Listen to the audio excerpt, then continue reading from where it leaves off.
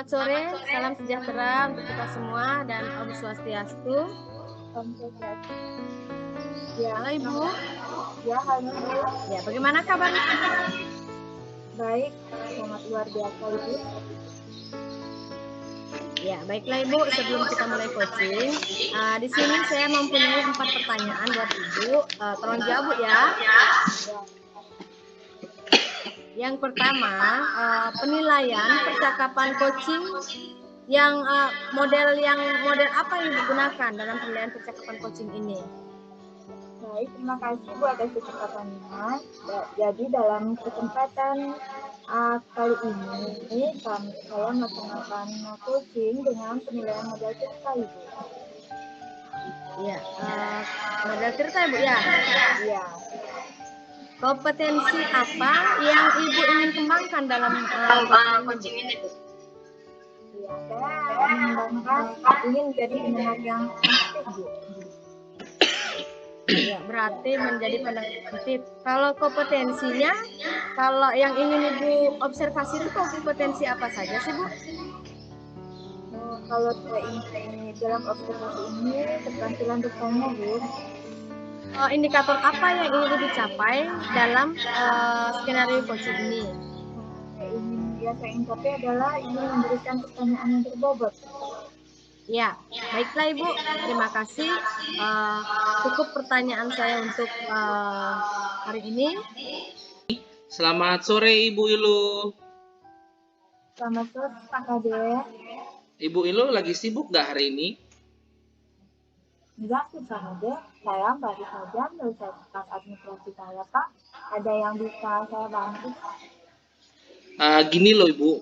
Belakangan ini saya ada masalah di proses pembelajaran. Ketika saya mengajar di kelas, anak-anak itu kurang fokus menerima materi saya. Terus, ketika saya memberikan anak-anak itu tugas, ada beberapa anak itu tidak mau mengerjakan dan mengumpulkan tugasnya, Bu. Bagus Pak Kade. Kebetulan saya juga ada tugas hari ini. Jadi saya bisa membantu. Apa yang Bapak harapkan dan tujuan diskusi kita pada hari ini? Iya Bu, tujuan diskusi kita pada hari ini yaitu saya ingin mendapatkan solusi dari permasalahan saya. Baik, tapi saya mencatat poin-poin permasalahan ini ya Pak. Ada lagi? Selain itu Bu, selain itu saya harapkan solusi dari permasalahan ini yang nantinya solusi ini akan saya jadikan dan saya terapkan di proses pembelajaran saya, Bu. Baik, coba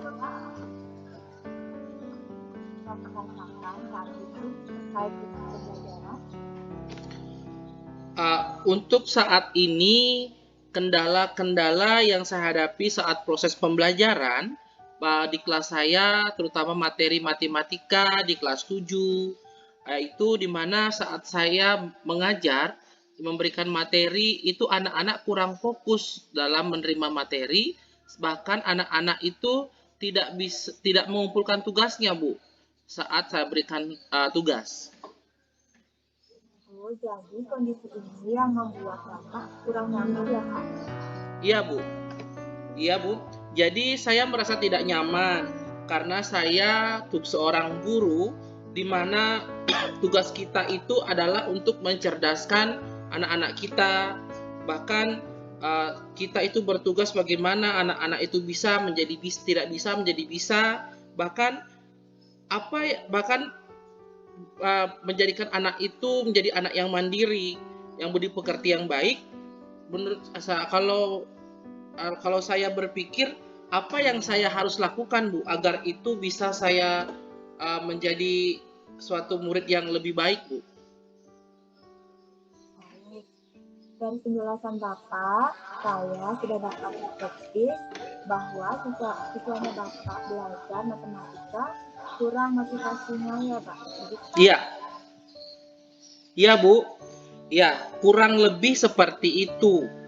Jika saya presentasikan, Bu, dari 100% siswa saya, yang aktif itu kurang lebih sekitar 60%. Yang 40% itu mengabaikan semua tugas yang saya berikan, Bu. 40% ya Pak Nadia. Banyak juga ya. Nah, bisa tidak Bapak ceritakan bagaimana proses pembelajaran yang bisa Bapak lakukan? Iya, Bu. Proses pembelajaran saya yang saya lakukan itu di depan kelas, di mana saya menyampaikan tujuan pembelajaran, menyampaikan materi dengan menggunakan PowerPoint dan menggunakan media pembelajaran yang lain, dan saya juga memberikan penjelasan serta contoh-contoh soal yang saya dapatkan, Bu. Saya juga memberikan latihan secara mandiri maupun kelompok, tetapi masih ada juga siswa saya yang kurang fokus dan tidak mau mengerjakan tugas. Saya paham Pak, saya juga pernah merasakan hal tersebut. Nah, sekarang coba dengan menyampaikan materi melalui PPT dan video pembelajaran. Menurut Bapak, bagaimana respon anak-anak yang lebih baik antara Bapak menyampaikan materi tanpa PPT dan video pembelajaran, Pak? Baik, Bu, dari saya lakukan itu antusias anak-anak lebih antusias menggunakan PTT dan video pembelajaran, di mana anak-anak lebih kreatif dalam menyimpulkan materi yang dipelajari hari ini, Bu. Anak-anak bukan hanya mendengar penjelasan dari guru, tetapi anak-anak terlibat aktif dan melihat secara langsung apa yang disajikan dalam PowerPoint dan video pembelajaran. Berarti penyampaian materi lebih bagus dengan PPT dan video pembelajaran ya. Baik, materi tadi Bapak bisa jelaskan sama saya. Sekarang coba ceritakan bagaimana teknik pemberian tugas kepada anak-anak. Iya, Bu. Jadi tugas yang saya berikan hanya untuk merespon saja, di mana saya memberikan tugas uraian sebanyak 5 nomor. Terus berikutnya saya memberikan LKPD yang saya sudah bagikan kepada anak-anak. Tetapi masih saya bingung, masih ada juga anak-anak yang kurang respon terhadap apa yang saya berikan, Bu. Baik, kalau menurut saya, apa yang Bapak sampaikan dari penyampaian materi dan tugas sudah baik. Kenapa anak-anak belum menyimpulkan tugas tepat waktu? Mungkin ini yang menyebabkan Bapak merasa tidak nyaman ya Pak? Iya, Bu. Kalau saya rasakan, saya pikirkan, dan saya refleksikan apa yang saya sudah lakukan itu, mungkin anak-anak merasa bosan atau jenuh terhadap tugas saya, Bu. Coba Bapak ceritakan kembali bentuk-bentuk tugas yang Bapak berikan. Apa hanya bentuk uraian saja atau ada produk yang mereka hasilkan? Iya, Bu. Tugas yang saya berikan itu seperti uraian dan saya ambil dari LKS mereka. Mungkin tugas itu sedikit monoton, Bu. Mereka hanya menjawab soal dari LKS mereka, dan mungkin gara-gara itu karena mungkin kurang menyebabkan mereka bosan. Begitu ya Pak. Nah, Bapak sudah temukan penyebabnya ya. Mungkin bentuk tugasnya membuat anak bosan dengan tugas itu saja ya. Dan motivasi belajar anak menurun. Benarkah? Mungkin tugas itu, Bu, yang saya berikan tuh terlalu monoton, bahkan membuat anak-anak itu kurang fokus dan motivasi belajar anak itu menurun, Bu. Ada lagi Pak. Selain tugas Bapak yang monoton, ada hambatan-hambatan yang membuat merasa tidak menyukai proses pembelajaran Bapak. Mungkin saya ini harus belajar lagi, Bu. Belajar dan belajar lagi untuk menambah wawasan saya dalam memberikan materi, dalam memilih strategi, metode, dan metode pembelajaran agar anak-anak lebih antusias belajar, Bu. Nah, sekarang Bapak menemukan masalahnya lagi. Apa solusi yang Bapak lakukan guna mencapai pembelajaran yang lebih baik? Nah, ke depannya saya akan memberikan tugas bukan hanya bentuk uraian saja, Bu, tetapi tugasnya akan berbentuk ada produk yang dihasilkan oleh siswa tersebut, serta saya akan melakukan pemetaan kebutuhan belajar anak, melihat kesiapan belajar anak, serta minat anak atau menerapkan pembelajaran berdiferensiasi, Bu. Bagus ya, Pak. Menurut Bapak, berapa persen kira-kira peningkatannya? Kalau menurut saya, antusias anak itu bisa meningkat sekitar 95%, bahkan mencapai 100%, Bu. Karena apa yang saya akan terapkan itu membuat anak-anak itu lebih antusias, karena proses pembelajaran saya sajikan dengan sangat inovatif, Bu. Baik. Tadi saya dengar ada pemetaan kebutuhan belajar anak melihat minat dan kesiapan belajar anak dan mengarah ke pembelajaran berdiferensiasi. Apa Bapak sudah melihat Bapak? Iya, Bu. Kalau saya dengar sih sudah, tetapi saya belum begitu paham mengenai pembelajaran diferensiasi, Bu. Pembelajaran berdiferensiasi itu sangat bagus, Pak. Kita bisa meningkatkan kebutuhan belajar anak, seperti kita ketahui kemampuan anak itu berbeda-beda. Tidak bisa kita samakan satu anak dengan apa langkah-langkah yang akan Bapak lakukan setelah ini, Pak? Iya, Bu. Saya akan melakukan refleksi dari semua kegiatan pembelajaran saya. Berikutnya, tugas-tugas akan lebih bervariasi, serta proses pembelajaran akan menggunakan metode atau model pembelajaran yang lebih inovatif, Bu. Nah, bagus sekali Pak Kadek. Coba Bapak jelaskan apa yang menjadi prioritas yang akan Bapak lakukan.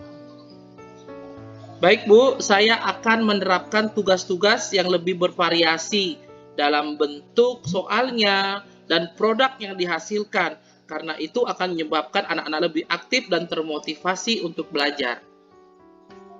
Baik, luar biasa sekali Pak. Bapak sudah tahu apa masalahnya, apa solusinya. Nah, sekarang komitmen Bapak dan rencana-rencana selanjutnya. Iya, Bu, komitmen saya adalah selalu koreksi diri, melakukan refleksi di setiap pembelajaran, karena dengan refleksi itu kita lebih tahu bagaimana caranya memberikan pembelajaran yang lebih bervariasi dan inovatif, Bu. Ya, benar sekali Pak. Refleksi itu sangat luar biasa. Kalau Bapak bisa menjalankan komitmen, siapa kira-kira yang bisa membantu Bapak dalam menjalankan komitmen tersebut, Pak? Kalau yang membantu saya dalam menjalankan komitmen ini adalah semua warga sekolah, dari kepala sekolah, guru, dan anak-anak sekalipun, agar saya bisa membuat perencanaan, melaksanakan perencanaan untuk dapat meningkatkan motivasi belajar anak, Bu. Bagus, Pak.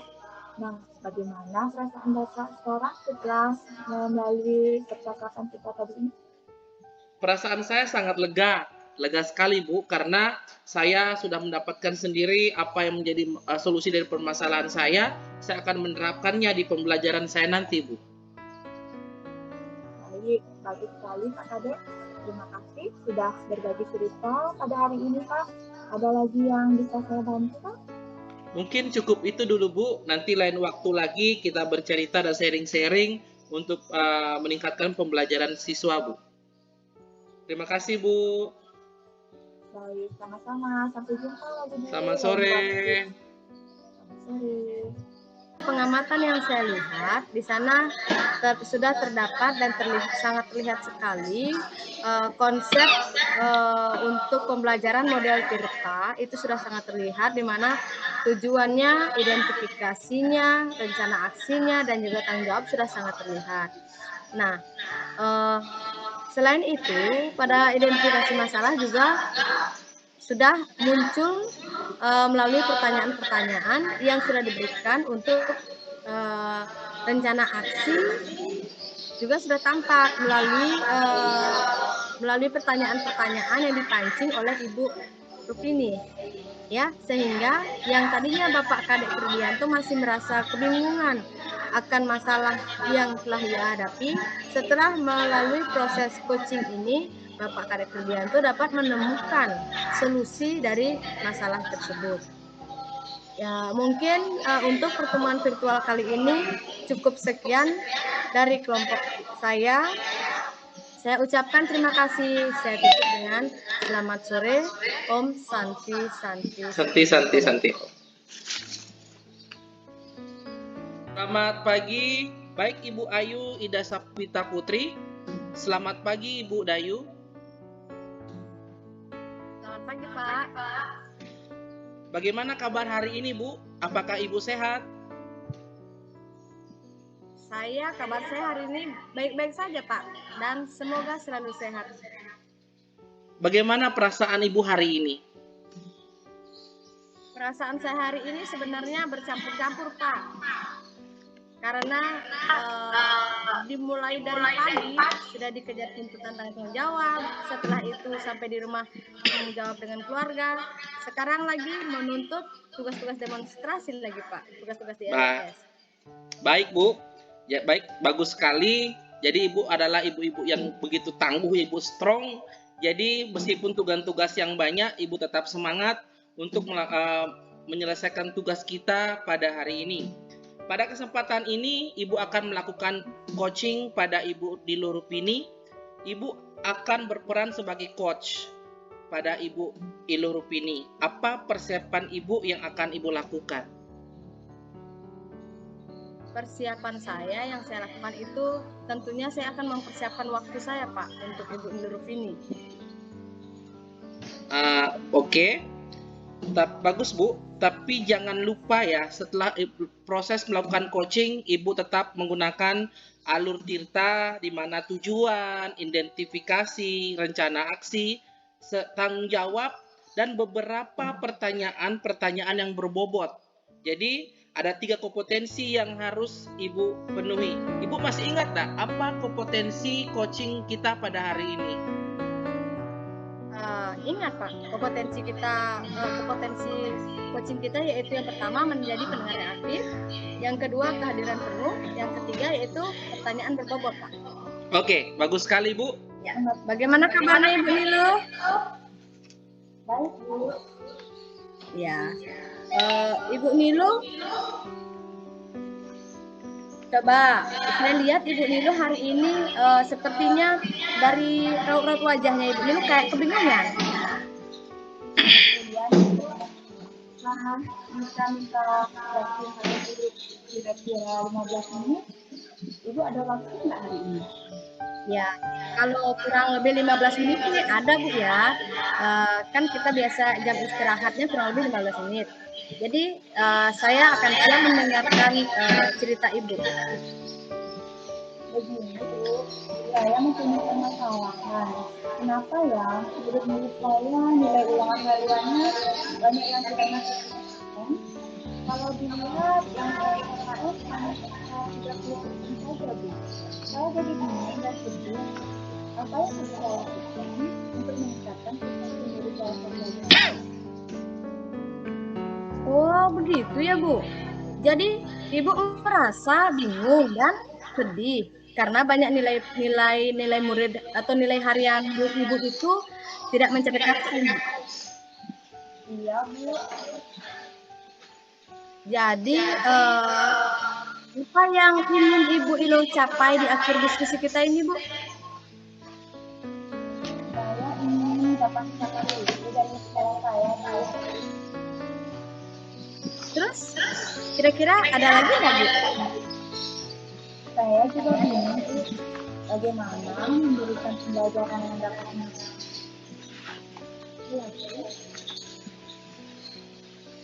Baik, boleh Ibu Ilo ceritakan ke saya apa yang Ibu lakukan dalam kegiatan pembelajaran di kelas Bu? Seperti biasa Bu, sebelum jadwal pengajian, saya telah memberikan pembelajaran di kelas, mulai dari kegiatan pertemuan dengan berdoa dan absen, kegiatan inti dengan menjelaskan materi, dan mengerjakan soal-soal yang sudah dibikin lagi. Dan di kegiatan terakhir, saya bertanya untuk belajar. Oh iya Bu, sudah bagus sekali itu Bu. Apakah menurut Ibu kegiatan yang Ibu berikan tersebut sudah cukup Bu untuk murid-muridnya Ibu? Menurut saya, sudah Bu, tetapi rasanya banyak murid yang masih mulainya ketika pendidikan hariannya sudah disampaikan Bu. Hmm, apakah Ibu pernah mencoba metode atau metode pembelajaran yang lain selain metode ceramah Bu? Sempat sih Bu, saya tertarik untuk membuat kelompok diskusi, tetapi saya jarang melaksanakannya di kelas karena mungkin untuk mengerti ini. Oh,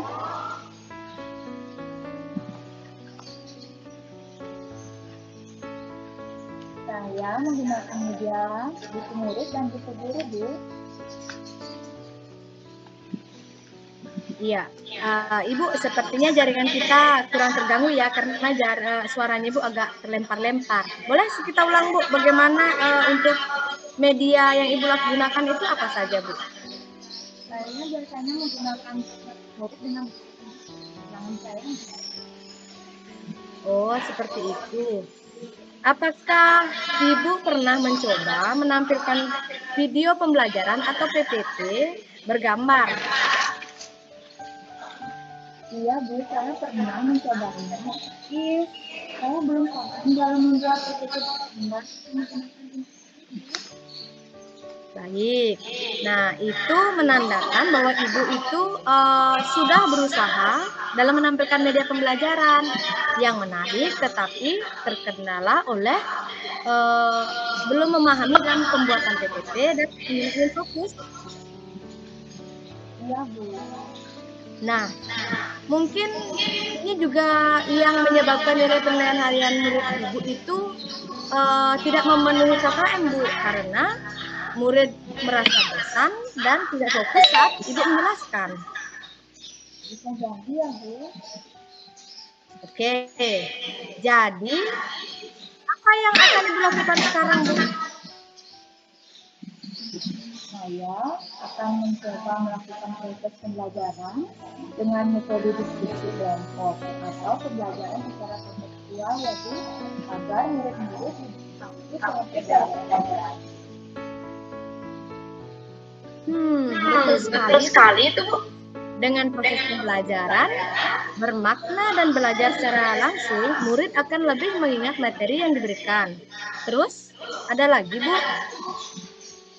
Saya akan belajar desain pembelajaran menggunakan PPT bergambar bersama Ade karena beliau ahli dalam pembuatan PPT bergambar dan juga cara melakukan video pembelajaran dengan efektif.